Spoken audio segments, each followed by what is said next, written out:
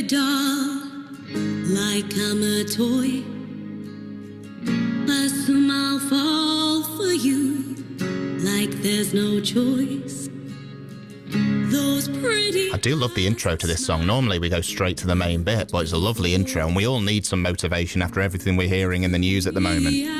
Whether it's Monday, Tuesday, Wednesday, whatever day. Any day with a Y in it at the minute. Talk the talk, but can you walk? Lisa T, mental health expert, joins us this time every single Monday with a few tips. Sparks fly when we kiss. You're gonna remember this.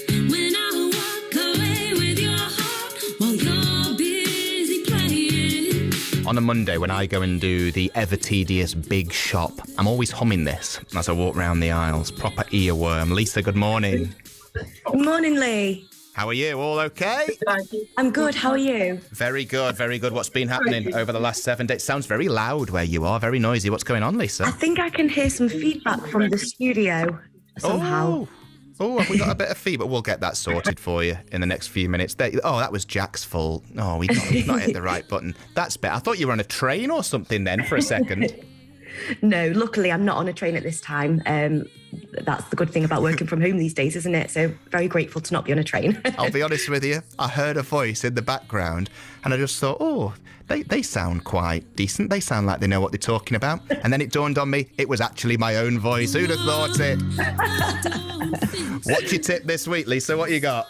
Yeah, so this week's tip it's a really simple one, actually. So as you'll know, if you're a regular listener, I'll often give some research behind the reason why the tips are good, or I'll at least sort of explain, some research and some reasonings why it's going to make us feel good. But this one's just, I think it speaks for itself. It's really simple, but it can really shift our perspective because we get so caught up in our day-to-day life that sometimes we forget to stop and think about what actually brings us joy. So what I would like to do today is to ask everyone 3 questions, and they're only very short questions, but maybe just write down the answer and then have a little look over it and reflect over your answers. So the first question, are you ready, Lee? Yeah.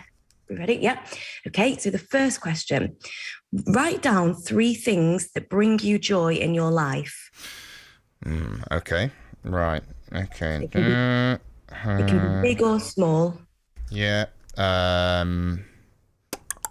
Yeah, okay. Okay. And then write down, when was the last time that you did them? Okay. Yeah, got that. Okay. And then the last question, when can you make time to do one of those things that brings you joy again, hopefully quite soon?